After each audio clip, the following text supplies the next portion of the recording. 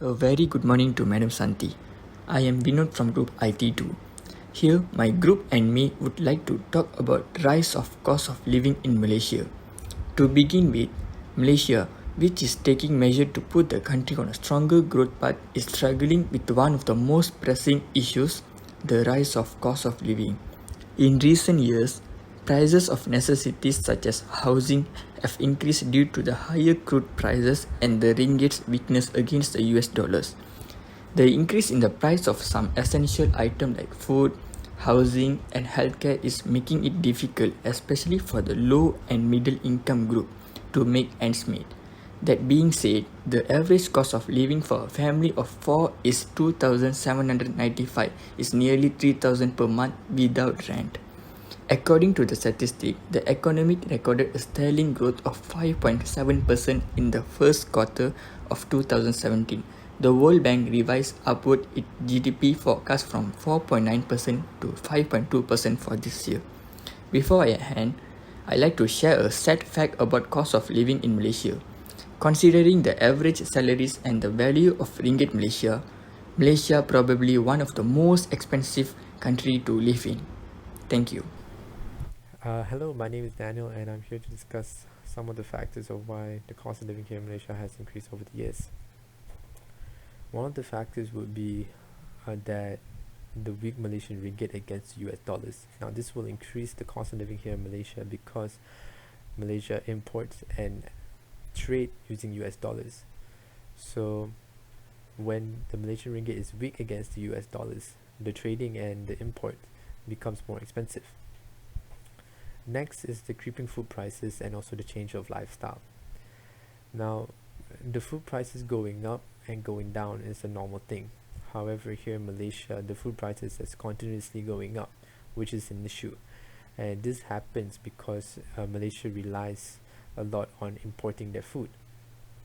This is because Malaysia can't keep up with the demand of the country and is put in a situation where it has to import a lot of their food.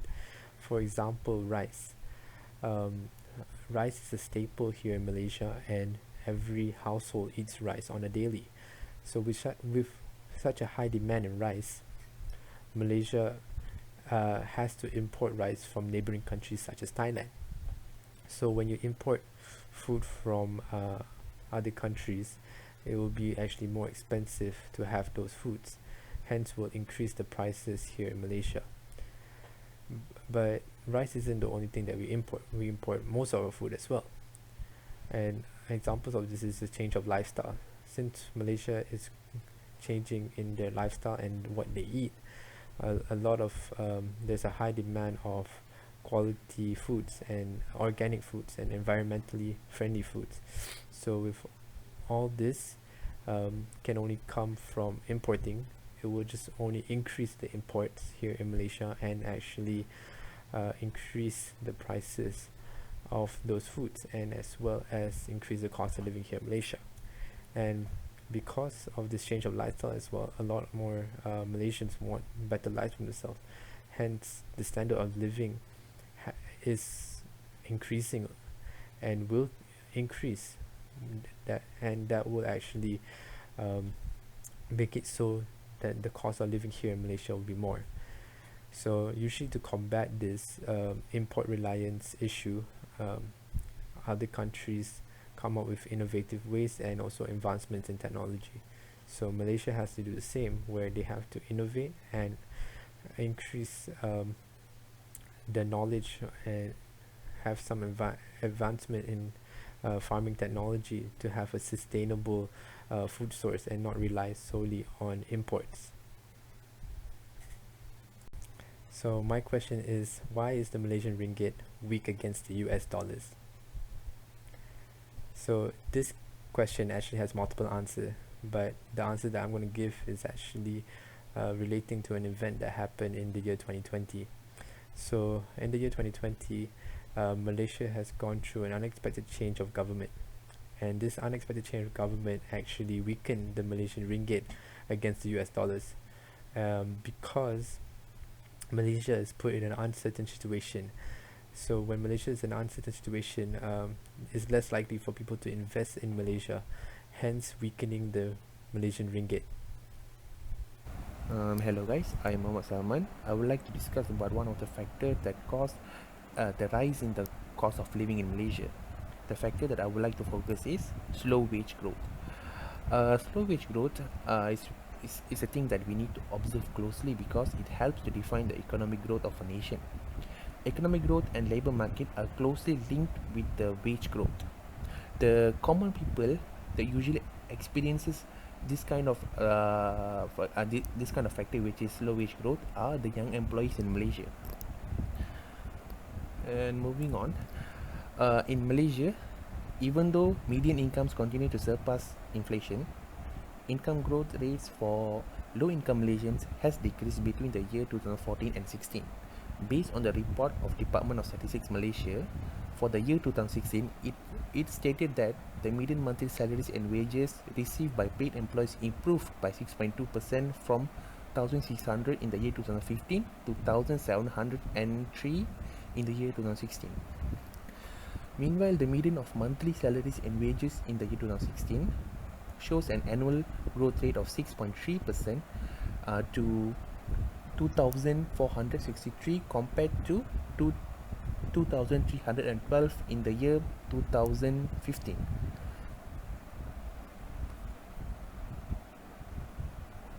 And moving on to the next slide,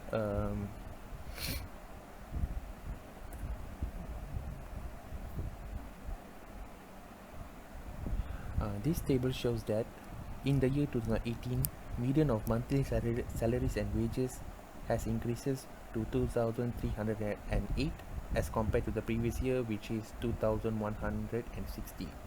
This statistics shows that there's a growth of 6.6%. Then the mean of monthly salaries and wages grew 7% from 2,879 in the year 2017 to 3,087 in the year 2018. Well, I'm not saying that we are not experiencing wage growth, but we are actually experiencing wage growth, but in a very low pace.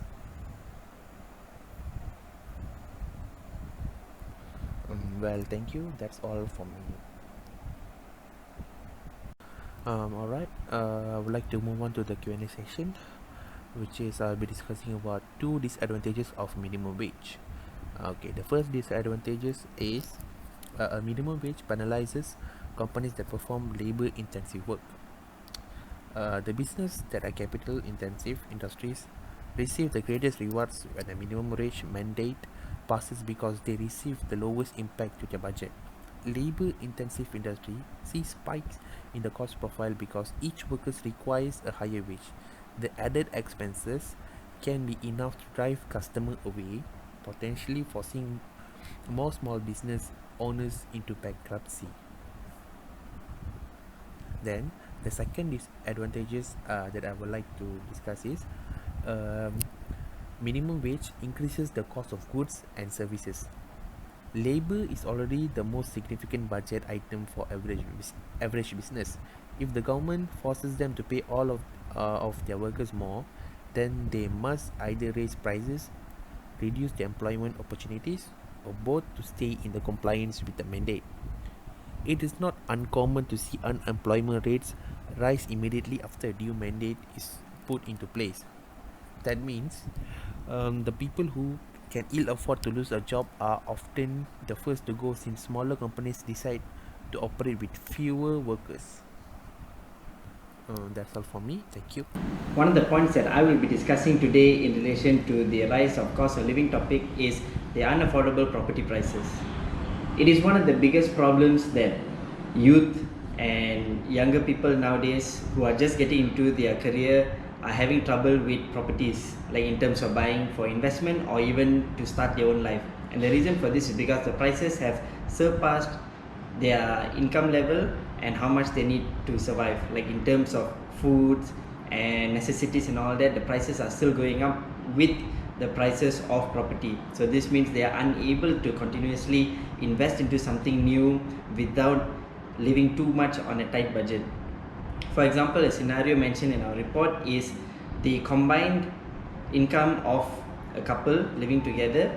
Their annual combined income should reflect on how much of a property they can invest in. Usually the comparison here is 3 times more of their combined annual income. So for example, if a couple is earning 3,000 each, so 6,000 combined with their annual income means their suspected property investment which they can afford will be around the 200,000 ringgit mark, and that is something very much impossible to get nowadays, especially in terms of size and location. For that kind of prices, you'll have to stay very far out of Kuala Lumpur, and with the logic of where most of offices are, and lifestyle wise, the city center is where everything happens, so you would be incurring more costs in terms of traveling and also having to live away with family for this reason of affording more cheaper properties. Although this is a problem, buying properties is still happening so much more nowadays, although people are still complaining, and the confusion there is actually solved by the fact that the property developers and the banks are more than happy to give you incentives so that you still continue to buy and incur more loans that take you into 30-35 years of tenure. So for example, the developers will give you huge discounts in terms of the down payment and stamp duty fees and all that, and this is of course for new developments. And while the banks have reasonable interest rates, and they also give you rebates and all that to encourage you to continue taking loans, because they also continue to benefit that way. A common question which a lot of people ask in this property topic is, why does the price of properties continue to go up when people are unable to afford it? This also involves the international market, because although Malaysia does have some restrictions for international buyers to buy properties in Malaysia, it is not entirely impossible. So when international buyers are allowed to still purchase expensive houses here, developers are still able to create those developments and properties for that specific market. So while it is outside of the Malaysian graph of people who can afford it, it is still business, and that still continues to drive the price up. Another point that I'm going to be talking about is the GST. By GST, I mean goods, service and taxes. So when GST was implemented, the idea when this tax comes in is that the prices of goods will not continue to rise up. But unfortunately, Malaysia did not experience that advantage of the GST. Everything else continued to rise up in terms of price, like things at the grocery shops, markets, anywhere for the matter. And this was actually seen as more of a gimmick for the government and the economy to continue on the rise, while taking more and more money away from the normal people. And a lot of companies decided to continue hiking up their price while using the GST as something for them to blame for the price, so that they can continue to profit without needing to blame themselves. So that if people were to go and complain to them why your price is very high, they can blame the fact that GST is there. So prices have continuously been rising, and unfortunately it is not something that seems to be able to go down anytime soon. And this affects all the household medium income people, because these are necessities, these are prices of goods which we use every day. It's not something we choose to live luxury with. These are things we need to survive, and as those prices continuously go up, and income and salary is not shooting up at the same rate, you can see where those two will cross and problems will occur, and this is where the cost of living becomes more and more tight. In conclusion, addressing the issue of the rising cost of living, the policy approach must be multidimensional, including measures to address the challenges of urbanization, such as housing and connectivity, improving financial education and awareness, and enhancing productivity and income. Many factors have led to an increase in cost of living. The high property price has made many people still find it difficult to buy a property. This will make it difficult for the people to meet the basic requirement of owning a house. In addition, goods and service tax (GST) imposed on the item makes the price of the item expensive. When the price of an item goes up, People will still buy the item daily, but in small quantities. This is of great significance as the weak Malaysian currency has made our lifestyle narrower. As we know, the Malaysian ringgit has to compete with other currencies such as US dollar, British pound, euro, and many currencies. Moreover, people have to face structural problems where their salaries are slowly rising to face the high cost of living.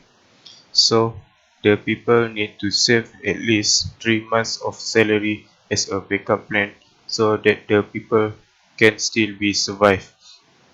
Of importance, greater efforts would need to be directed at increasing the productivity level of Malaysians through the adoption of modern technology and increasing the skills of workers through access to better education and training.